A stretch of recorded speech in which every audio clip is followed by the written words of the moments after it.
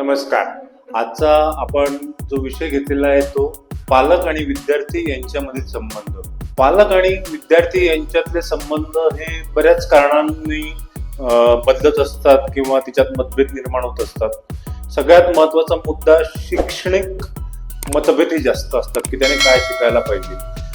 मला असं वाटतं की पालकांनी आणि विद्यार्थ्यांनी दोघांनी ही गोष्ट समजून घ्यायला पाहिजे की आपल्या दोघांचं ध्येय एकच असतं की आयुष्यामध्ये खूप सुंदर आणि चांगलं आयुष्य दोघांचंही असायला पाहिजे. मग तिच्यात मतभेद काय असू शकतात की कुठला विषय शिकायचा, तो विषय कसा शिकायचा किंवा त्या विषयामध्येच कसं जॉब प्रोफाईल आहे याच्याबद्दलची जी आपली माहिती असते ती बऱ्याच वेळेला सुसंगत नसते आणि त्याच्यामुळेच मतभेद होत असतात.